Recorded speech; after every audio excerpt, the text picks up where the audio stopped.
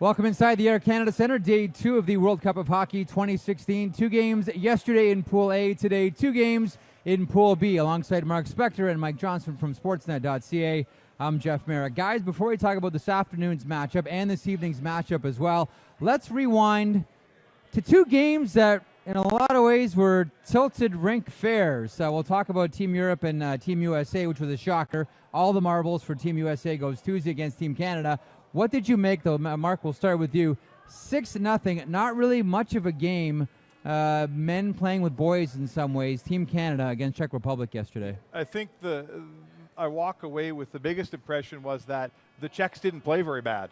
I didn't think the Czechs played poorly at all. I thought that Neuwirth in goal. Neuwirth was fabulous and still let in 6. If Canada plays that, I mean, that took me back to the last Olympics. They just kept rolling lines. If they play that well, I don't see a team here gets close to them. Yeah, what do you think, Mike? And, you know, for me, it was Canada's top 2 stars. Sidney Crosby played like the best player on the ice, and as well, Carey Price. There were a lot of questions about him coming into this tournament, and he was great. All of them answered. All of them answered, and have been really pretty much the entire tournament long. Interesting about Sidney Crosby as well. I mean, the ice time just wasn't there. Just over 4 minutes in the first period, for example. Yet he dominated and did something every time he was on the ice. There's something Hockey Canada used to call this, or I guess still does, we'll call this the Sochi model, where you just put together the group of the most highly skilled athletes you have with the idea that skill can adapt to every single position, which is why you have 2 centermen on a line, which is why Taylor Hall doesn't make the team, but another centerman in Ryan O'Reilly joins the mix. This seems to be the recipe for success in 2016 international hockey. Well, and look at one of the teams we're going to watch play this afternoon, the Russians. The Russians never lack for talent. They never lack for a bunch of guys that can play the game at a really high level. But what they lack for is commitment to the team. They always come to these things and play as individuals. And I was just talking to Mike Keenan downstairs, and he was talking to Ovechkin, and Ovechkin said, the biggest thing we got to do here is play like a team. So Canada's got that mastered. We've got first-line players, 12 of them, who come here, and everybody takes a role. They're unselfish. They play for their country. It works like a charm. They play like that. Like I say, Jeff, I don't see who beats them here. And, you know, when you can put – it was Ryan Getzlaf, Steven Stamkos, and John Tavares were playing together for a while. Those are 3 franchise centers. I mean, like they can adapt to the wing. They can all take face-offs. And a lot of teams in this tournament, even at the highest level, they don't have that luxury. Taking questions, by the way, at Facebook Live. We'll get to your questions here in a couple of moments. In the meantime, that was one game last night. The afternoon affair, I think, had everybody's jaws dropped. A really smart game by Ralph Kruger's squad. It was a little short game, a lot of support, play behind the puck in a lot of ways.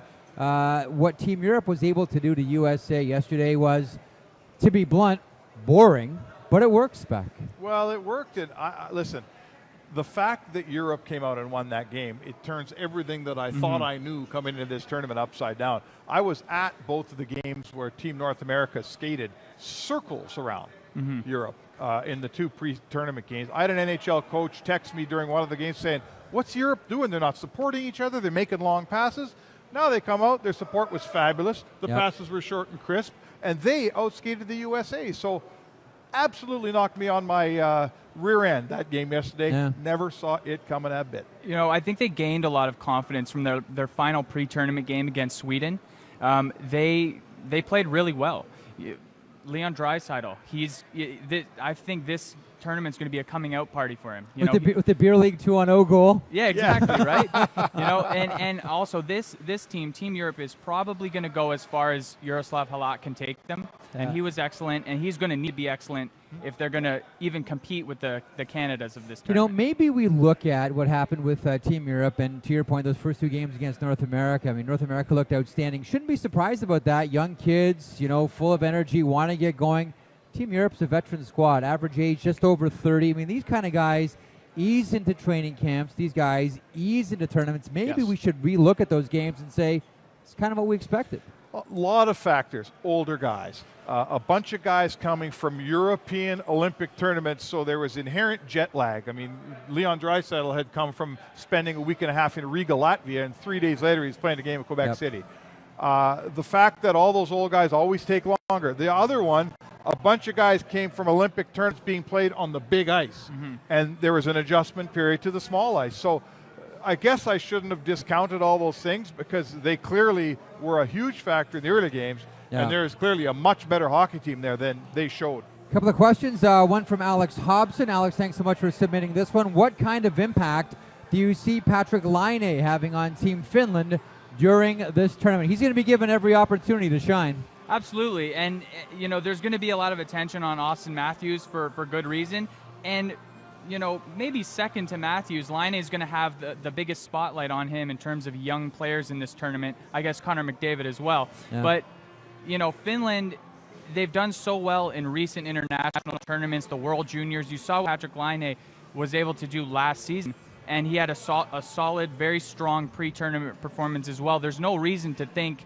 that won't continue into the main tournament. What do you think, Patrick Laine? That short side goal against the United States opened a lot of eyes. It was pretty sweet. You know, the only thing I'll say about Laine, there's all this talent there and offensive ability, and he's flashy and he's a great quote and all that. But none of those things are very Finnish. And I'm going to say that I'll wonder if he makes the mistake pressing for offense, how the Finnish coaching staff handles that. There is no team that plays more as a team now in international hockey than the Finns, right? Yep. They all buy in. They play the Finnish way. They compete. He's going to have to figure out how to be Patrick Laine, but within the team concept. And that's going to be his task here that I'm interested to see. He's had challenges before. Kicked off the Ivan Hlinka team 2 years ago, feuding with various coaches about ice time. He says that's in his rearview mirror. Oh. We shall see when the tournament starts for Team Finland a little bit later on this evening as they'll take on the North American squad. In the meantime, this afternoon, we're a few moments away from puck drop here at the Air Canada Centre.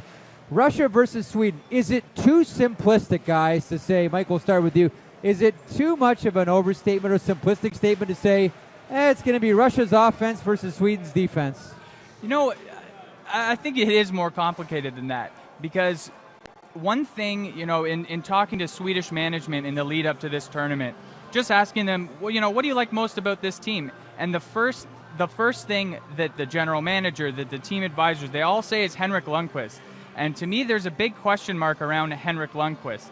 So yes, it will be Russia's offense versus the great blue line of Sweden, but even if the blue line plays well, if Henrik Lundqvist isn't up to the challenge, if he plays the way he did against Europe in that final pre-tournament game, Sweden, who should be a shoe-in for the semifinals, they're a favorite to win the tournament among a lot of pundits and fans. If Lundqvist can't, be the Lundqvist that we all have come to know, they're going to have to deal with a little bit more than just having a strong defense and a good group of two-way forwards. You know, Spec, the interesting thing about this blue line for Team Sweden, you can look at it and you can say every single player to a man was influenced by number 5 on the red team, and that's Nick Lidstrom of the Detroit Red Wings. It is one that is singularly influenced by one player, and we've heard various people say this is the strongest defense Sweden has ever iced at an international tournament, period. Look around the league at all the guys. I mean, there's 7 on this roster, but there's a bunch of other ones out there that aren't even on the team. Sweden, the way the Finns gave us goalies for that period, the Swedes now give us defensemen. So let's say it, because the Russians are on the other side of that, right? Mm-hmm. Russian defensemen, it's not a stock I'm buying right now. Swedes have better defense. Yep. Russians have a more dynamic set of forwards. There's no doubt in my mind about that. I'm with you, Mike. Henrik Lundqvist has to be the better goalie. Henrik Lundqvist should be better than any goalie Russia could give me right now. Yeah. Yep. I'm not absolutely sure that he will be that guy in this tournament. And I had a chat with Nick Lidstrom last week, and I asked him about this blue line that he helped assemble. And he spoke about their skating ability, their vision, their hockey IQ, things that he knows a thing or two about. And he had nothing but good things to say. And he said this is probably the best team, the best blue line that this country's ever put together. And that's the highest possible praise coming from Nick Lidstrom. Best guy they ever had. And it's a blue line John Klingberg can't make. We'll let the gravity of that sort of drown in for a couple of seconds here. Exactly. A couple more questions. This from Dante Barino. Dante, thank you for submitting a question. Do you think USA even has a chance? All the marbles on Tuesday, boys. Well, you know what? All the marbles on Monday, because if Europe beats the Czechs, they've got 2 victories, okay? Yeah. So that means that the States has to beat Canada and hope Canada loses another game. So I'm going to tell you, they won't be mathematically eliminated on Monday if Europe wins, but they could be toast in our eyes. What do you think, Mike? I got to echo that sentiment. It was the biggest shocker of day one. I mean, it could end up being the biggest shocker of the preliminary round. No one really saw that loss coming. Nope. And the United States, they always perform well against Canada like they did in the pre-tournament. But it seems like in the Olympics, when the games are really on the line, when they need a win, they stumble against teams like Canada. So they're behind the 8 ball for sure. All right, Team North America taking on Team Finland. That one later on this evening, 8 o'clock Eastern. Spec, you covered Team North America extensively, followed them around. You know the players, you know the coaching staff, you know the group that assembled the squad as well. Where are you today in advance of the real first puck drop for Team North America? One of, if not the most unique concept in the history of international hockey. It really is, and I know the only thing I know for sure is I can't wait to watch them play. How it's all going to unfold, can they take on a Finnish team and come out of a second intermission tied 2-2 and not be the team that blinks defensively? I'm not sure. Huge face-off in their own zone against Mikko Koivu. Do they have a guy that can win that draw? I'm not sure. So there's a couple things that Sure. we're just going to have to watch unfold, but the one thing that's guaranteed is absolutely exciting and a ton of great angles, and it's can't miss appointment viewing. We know, Mike, it's going to go quickly for Team North America in one direction. The question is, can it go as quickly in the other direction for Team North America? Well, it's interesting because, Finland, they're known as a defensive team, but they have a lot of weapons on offense. And a young blue line going up against the likes of a Mikko Koivu or a big, strong sniper like Patrick Laine, it'll be interesting to see how, I'm sure Aaron Ekblad's going to do fine, but the rest of that group, it'll be an interesting challenge. North America, they skate with the puck maybe as well as any team in this tournament. They don't necessarily have the type of puck movement that a team like Canada or a veteran team like Sweden does. So going up against a defensive unit like Finland, that'll be an interesting challenge as well. Yeah. Getting the puck back, Jeff, right? When they don't have it, getting it back, that to me is the biggest issue. Well, and this may be an issue as well, even though, the number one netminder has a Stanley Cup in his hip pocket. Can North American goaltending, this comes from Colin Paul, can North America's goaltending compare to other powerhouse teams? Sounds weird saying about, Matt Murray, who's, just won a Stanley Cup last time we saw him. Well, I think it's fair to question anytime a young goalie goes on a great playoff run if he's going to come back next fall and be of the same pedigree. But I'll say this, I watched him play in the pre-tournament games, and he's right there. He's playing absolutely fantastic. The deal is this, if Matt Murray plays as well as Matt Murray can play there, fine. If for some reason his game is south of that, then sure, trouble starts. Yeah. What do you think? He's got that veteran savvy. He's a young guy, but he's a goalie that, he doesn't seem to get phased too often. He just won a Stanley Cup. He's gone through that grind. Yeah. This is a different type of atmosphere, but everything should be fine with Matt Murray. The North American squad is a fascinating one, and normally you would look at a team like this and you would say, they're playing with house money. Just go play, no expectations. If they win a game, great. If they don't, well, they're not supposed to win a game. They're all under the ages of 23. But, Spec, seeing those 2 games against Europe, has that all of a sudden raised expectations for a team that otherwise in a tournament like this, we would say, just happy to get some playing time in? That's one of the things we thought we knew. And then yesterday, Europe goes out and blows the doors off of a world power in the USA. And now I'm going to go back and say, well, let's see. North America skated circles around Europe 2 nights in a row. And now Europe can beat USA. So why don't I expect that North America can't knock off of Finland, Sweden, or Russia? I'll repeat it again. I thought I had a good idea on how this was going to go, but that Europe thing changed everything for me. Yeah, and if you just match up a team like North America with a team like Russia and that weak blue line, it's going to be fun to see these just speedy kids that can do beautiful tricks with the puck go up against like the Czech Republic, the teams in this tournament that don't have strong blue lines. Yeah. As long as Matt Murray, as long as their goaltending is up to par, their forward group, you look at the lineup, the 4 lines they can put together, and they can mix and match. Yeah, they're strong. It's very strong, and it's going to be fun. It's going to be just fun to watch. It was a fun concept putting this team together, and the product that we've seen on the ice so far, very fun as well. Spec, you touched on something interesting a couple of moments ago when you talked about the Russian blue line, and there is an entire generation right now of Russian defensemen that don't exist at the elite level. There was an entire generation where they produced, now mind you, at the elite level, Malkin and Datsuk and Ovechkin right down the list, Tarasenko being the latest. They produced elite-level forwards, high-scoring, exciting forwards at the expense of developing defensemen. Ivan Provorov will join the Flyers this year. Mikhail Sergachev, he's got one more year, probably wins it, then he'll turn pro. But that's only 2. I know. Is that going to continue for the next few years to be the Achilles heel for Russia? I live and work in Edmonton, and it was just a few years ago where they brought in a guy on a Flyer by the name of Anton Belov, and his pedigree was he was the reigning KHL Defenseman of the Year. So he's got to be good, right? Best KHL defenseman. Guy couldn't play. So it is big shot from the point, though. Whatever. not only didn't he play in Edmonton, 29 other teams took one look and said, "See you later," and he went back. So, look, we know how it works. You don't have a strong defense, you don't win at this level, and that's it's the Achilles heel for Russia. I think it's going to kill them. I think they cannot win with the defense I see on this piece of paper right here. On the flip side, like the silver lining is, no, they haven't developed high-end defensemen, but they have developed some high-end goaltending. So if their goalies play up to their ability, Vezina nominees, Vezina winners, it can hold them in for any defensive lapses. Coupled with the high octane offense that they have, it could balance it out. Ilya Samsonov, the next one coming. Daniil Tarasov, probably the best goaltending prospect in the draft this year. They are developing the goaltenders, but I think to Spec's point, if you begin by moving that puck with the blue line, with that defense, they're going to need good goaltenders. They'll be in their own zone quite often. I'm curious as well, guys. When you look at this tournament as a whole, let's just sort of big picture this kind of thing. If we look at a USA squad, you mentioned the loss against Team Europe.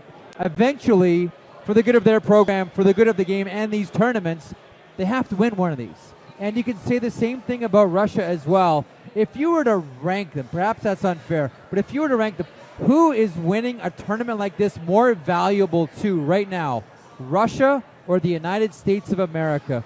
Who do you think it would be more valuable for? I think that... that's a good question. The Russians are coming off of Sochi, which was a disaster for them, right? Huge embarrassment. The United States came in here and said, it's our time. I don't know why they said it, but they did. So, oh my goodness. You're talking about 2 world power hockey nations that haven't won much lately at all. They both need it bad, Jeff. I don't have one for you. Well, it's interesting, too, because the Finns, certainly at the junior level, that program has been outstanding. The Swedes... their program was a disaster for a lot of years until they went to a new model of, sort of non-competition, skill development, premium on skill. Now the Swedes are gold medal contenders every single tournament they're in. The Swiss have risen up some, before the tournament saying, hang on a second here, why are the Czechs in and the Swiss aren't? They're producing elite athletes. Nico Hischier is another one who's coming in this year's draft. And the teams that seem to be going the other way are, to your point, these powerhouses, United States of America. Now, when Eichel and Matthews are 1-2 down the middle, that may change. But Russia just continues to head the wrong way. Yeah, I would see. To go back to your question, I would say it's more important for Russia to win this tournament. You look at the 1996 World Cup and what that did for USA hockey, and the giant swell of talent that came into the game in the last 20 years. If Russia has a strong performance at this tournament, and maybe their blue line performs better than we expect them to, and that will help their development system produce more defensemen in the years to come, because it is a definite weakness for that country's program. But so overall, and also there are far more American hockey players. Their development system is in a better position right now than Russia's is. Right. So that's another reason why I would say it's more important for Russia to have a successful tournament. All right, we'll end up on this one. Last question from Facebook. This from Cromel Mason. This is interesting. Will it be hard for North American players to play against their own country or use it for extra motivation? Connor McDavid grew up playing in the Hockey Canada program. Jack Eichel, Austin Matthews with USA Hockey. You look at the other side of the rink, and there's your team. Now, that would involve the crossover in the semifinals, but you wonder what that would do to those kids playing against the program they grew up with. They love it. I've been around these guys for a couple weeks now. None of them are going to say this out loud, but I'm here to tell you. Austin Matthews and Connor McDavid, all those kids, Brandon Saad, they would love a shot at their national team. Talk about playing with house money. Connor McDavid too? Oh, he'd love it. And to walk, they'll come into that game humble, and they'll say it won't mean anything to them. And if they could knock off Team Canada, I mean, it's a dream. But if they knocked off one of the senior men's teams, wow, these kids would be, would be loving it. I think also, you see a lot of fans that are Canadian fans. A lot of them are kind of cheering for North America because they're an underdog squad. And I feel like that's kind of the attitude that the players have. They're underdogs. They're not as good as the older players from their countries. So they have maybe that little chip on their shoulder that just adds another layer to how fun this team is to watch. Would be fascinating if the final is North America against Canada in the Air Canada Centre. Connor McDavid grew up just up the street in Newmarket. Austin Matthews, first overall draft pick for the Toronto Maple Leafs. The dynamic of the, I don't think it would be 50-50. It'd be great. 60-40, 70-30, 80-20. Not sure, but it would be a bizarre dynamic for sure. Mike Johnston and Mark Spector from Sportsnet.ca, thanks so much for joining us. Don't forget, me and Colby Armstrong back in the second intermission of tonight's matchup, North America and Team Finland. And join us here at Facebook Live as well, immediately following tonight's matchup. Enjoy this afternoon's game. Should be a fun one. Team Sweden taking on Team Russia. Thanks for joining us on Facebook Live.